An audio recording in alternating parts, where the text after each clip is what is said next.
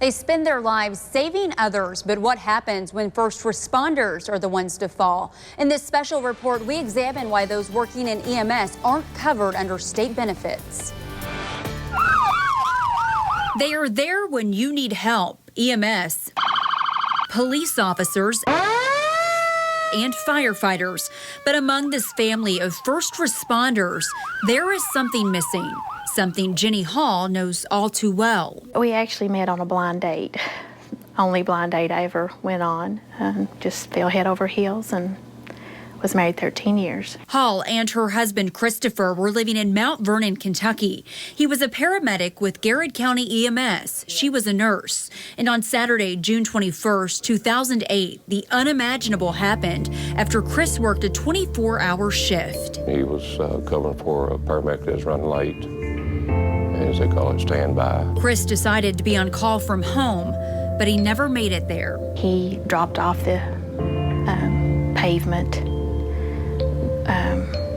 went over the center line and back over an embankment and struck a tree. My mom also is a nurse. And I seen her come in the room, in the med room, and she dropped her head, and I knew something was wrong. And she said very strongly, she said, "Honey," she said, "Chris has been in an accident." She said, and he didn't make it. His family, friends, and co-workers were in shock. My first thing I wanted to do was get to Jeannie and the girls to be there emotionally and to support them. Chris's co-worker, Jay Manley, would never leave the family's side. Hundreds of people attended the funeral. Chris was taken away fittingly in an ambulance rather than a hearse. The organization Supporting Heroes stepped in to help Jenny and the family. They offered emotional support, and they offered immediate financial support for the family for things that I needed. They let her know about federal benefits that could help both Jenny and her two daughters. Families of police officers, EMS workers, and firefighters who serve government agencies and fall in the line of duty receive a little more than $338,000 and some educational benefits like money for books. When people hear $338,000, they think, wow, that's an awful lot of money.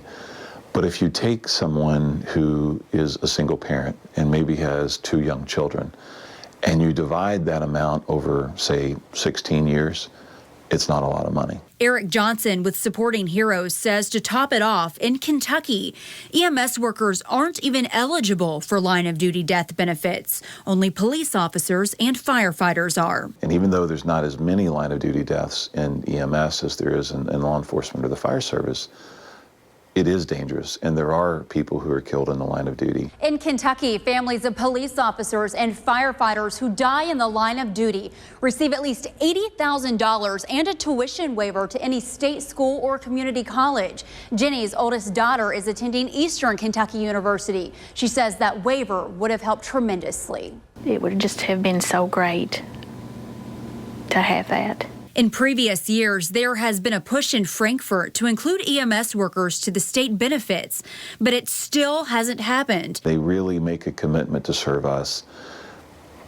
The Commonwealth should make a commitment to them by committing to help take care of their families if they should answer the ultimate call and give their life in the line of duty. Jenny Hall did receive the federal benefits after Chris died, but it took 2 years. She believes had she been given state benefits, it would have helped the family much sooner when they needed it. Almost 7 years later. But life goes on. We're a good Christian family.